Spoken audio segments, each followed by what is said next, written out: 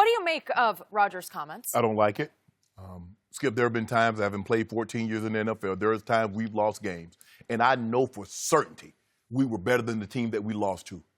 But I didn't make excuses. It wasn't about the travel. It wasn't about this or that. They played better than we did today, and they won the ball game. Aaron, just give them credit. I'm a firm believer. If you can say something like what he said, because he's talking about his team. He's talking about the guys that got there on Friday. So Friday, you're in close to L.A., so what? Guys probably went out Friday night, probably did something Saturday, yada, yada, yada. Yep. You can't address that behind closed doors? It's like, well, I know it sounds like you're making excuses. Yeah, you damn right it does, because that's what you're doing. You could have said, look, guys, as a leader, anytime we go, look, we go just a business trip. We here for work. We ain't there to see friends. Hey, I get all that. You might have family, but we're here to work. We didn't come to go shopping. We didn't come to go buy your wife or your girlfriend a purse or a new pair of shoes and go to dinner and all that. That's not what we came here for. We came to play and to win a game. But what Aaron said publicly, he could have said privately. This is the problem that I have with him. Stop doing this. Thank you. Address your team privately. You're the leader. You're the de facto leader. Call them and say, look, guys, the way we handle this role situation is unacceptable. You should have probably told them that beforehand. Look, guys, we're going to L.A., we're going to win a game. We're not there to go shopping. We're not going to go to the beach or go sit on somebody's patio and sightsee. We're going to play football. We're football players, and that's what we're going to do. Now, if you want to go back to L.A. in the offseason, have at it. But during the season, we go on road trips. We go to play and win ball games. This is what bothers me about him.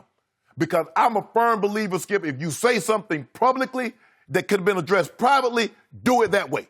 Because guys are like, okay, I know. Come on, Aaron, you're better than this. Don't make excuses. That's still, because, so what? You think everybody, when you was on this winning streak, you think everybody was at home at 10 o'clock at night? You think everybody was where they're supposed to be, doing what they're supposed to do? Don't make excuses when you lose, just like you don't make excuses when you win. You talk about you played well and all that. You didn't play well enough to win. And you try to reach and grasp for reasons why you lost. Give the other team credit. Say, we'll play better. There are things that we can correct and move on. Man, you're being shockingly objective today. I'm always objective. Are you? That's what I do. Not happy with him. The less sleep, the more objective you get, right? Like that. You got to sleep less. Honesty. I can't sleep any less than the 4.5 hours I get a night. There is nowhere else to go. For me, this was classic, vintage Aaron Rodgers. This is who he's always been and who he will always be. As I always tell you, he leads the league year after year in blame deflecting and finger pointing. And he is the LeBron of the National Football League in that he will never take any blame. It's always got to be their fault. And his QBR on Sunday was 14. Right. It was the 2 points higher than the jersey number. Yeah. Well, there you go. And it was 4 points lower than Mitchell Trubisky's at Philadelphia. It was the worst of the NFL weekend. The worst, 14. And you're saying, don't look at me. Don't blame me. We got issues. And that was the first veiled shot he took at his young, new head coach, right? Because he's saying, well, we've got to be honest about our routine and the decisions we made the last 48 hours. And that, I think, is the shot to the top, to the coach. Maybe next time we don't leave on a Friday, we leave on Saturday. Because they came 2 days early. And then he continued to take shots at the team. Maybe you didn't take care of yourself the right way, to all of the points that you just made. Harsh. And my favorite part of this was, to your point, that he says, Aaron says, whether it was the trip, not everybody taking care of themselves, or maybe we're just tired, differences in temperature, but those are just excuses. Well, you just planted 4 excuses in a row in the psyches of Packer Nation. You know, you said, well, these are all the reasons we lost, but those are just excuses. Just ignore those. No, you just made them, and then you tried to walk them back, basically, or disqualify them. Oh, well, they're just excuses. Well, you just made 4 in a row. Way to go, Aaron. And he knows all too well, because he's the shrewdest of operators. He knows he just planted the seeds of excuses in everybody's mind, including the media's, where they'll say, well, maybe this was the other player's fault. Maybe it was Matt LaFleur's. The young coach screwed up. he chose the wrong routine to get ready for a game at Chargers. It varies from team to team, Skip. But all my years of playing with Mike Shanahan, when I was in Denver playing under Mike Shanahan, we never went anywhere. I don't care if we was going to Miami. I don't care where we were going. Really? We went the day before. Now, we played with, when I was in Baltimore with Brian Billick, we go to Arizona, we leaving 2 days before. Yep. With no curfew.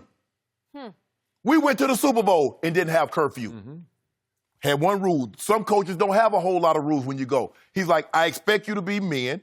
I expect you to conduct yourself as men. Understand that everything that you do directly plays a role in how well we play. So you understand that. But, Skip, if we lost the game in Baltimore because we went west 2 days earlier, I wasn't going to use that because, hell, half the guys wasn't in. We had a night game was sneaking out and going to play. That's who they were. Don't make excuses, Skip. I hate when people make excuses when they lose. Eat it. Own it. We lost. We didn't play well enough. They played better than we did. There'll be another game, and we'll be ready to play. But when you start talking about the temperature, Skip, and I get it. Being in Denver, when you're in Denver, and here we go, we got to go sometime. We had to come to San Diego to play. Or we got to go, man, we got to go to a warm weather. It's been 20 degrees. Yeah, it's a change. But I ain't making that no excuse. I'm like, whoo, boy, that thing feel good. All of a sudden, I'm going from catching passes in 20 degrees to catching footballs in 75, 80, and I'm going to complain? Yep. I wish I might. So I'm going to say this one more time.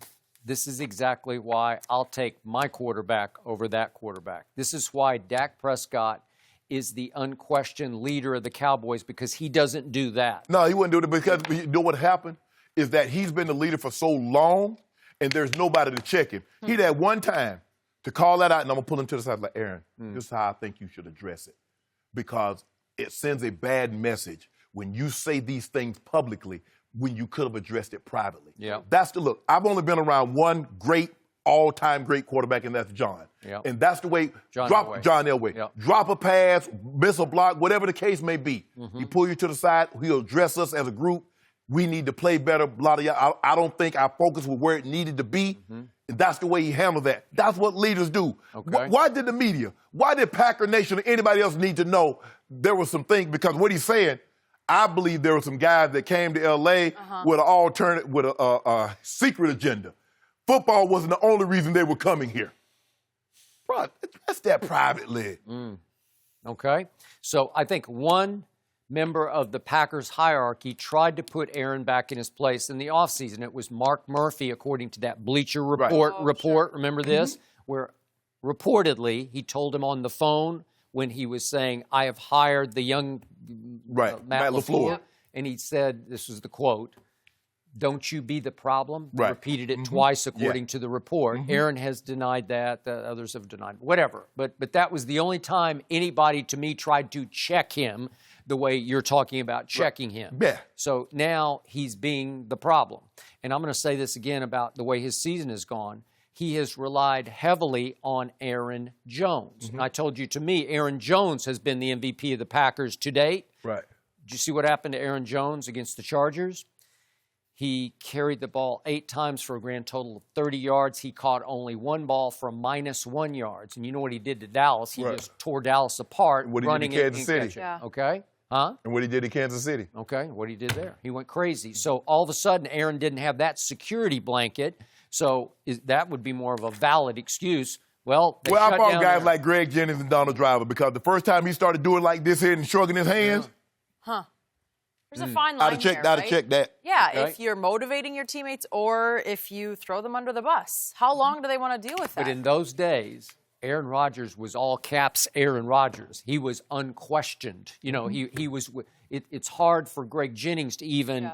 You know, he's still a young receiver. I can't. I did, Skip. I made the mistake. I was open one time, and John didn't throw me the ball, and I'm like, pull me to the side. Don't ever do that again. Don't you think if I saw you open, I would have thrown you the ball? And conversely, he didn't do it to you either. Never did it. Never did it. And that's what I'm saying. Yep.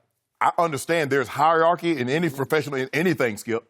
But if you think I'm anything less than a man because you have a hierarchy, you're higher up in this organization than me, you're sadly mistaken. The other thing about watching Aaron after the game was he was strangely upbeat to me. Like he didn't seem to be taking it very hard as the leader of the team, the tone setter. You know, after the Patriots got run over at Baltimore, Brady was Like a taking it morgue. hard. Like a I mean, morgue. Belichick and Brady both is just like. Well, I can't tell with Coach Belichick. No, Coach Belichick is always a morgue. But Brady was not happy. Right. And Aaron seemed sort of relatively like. And normally, Skipper, you lose a game, the worse you play, the more somber you are. Because you understand that my play directly affects how we go offensively. And especially when you're Aaron Rodgers or Tom Brady, they know they need to play well in order for their teams to win. So normally, if you play bad, you're like, hey, I stunk it up today. I didn't play well enough. I don't want to hear that. Yeah. I don't want to hear nothing about no weather. I don't want to hear nothing about no travel itinerary. The Packers' loss was worse than the New England loss. They got beaten worse than the Patriots got beaten. Yes, absolutely. Yeah. Absolutely, yes. It reminded me of a college game. Like, just not being up for it. You never know what's going to happen. Had he just said, I got outplayed, we wouldn't be talking about it the same way. We just got outplayed. Leave it at that. Thank you for watching. You can subscribe here to get the latest from the show, and be sure to check out more of the best clips from Undisputed, or go watch a few other segments from our other shows on FS1.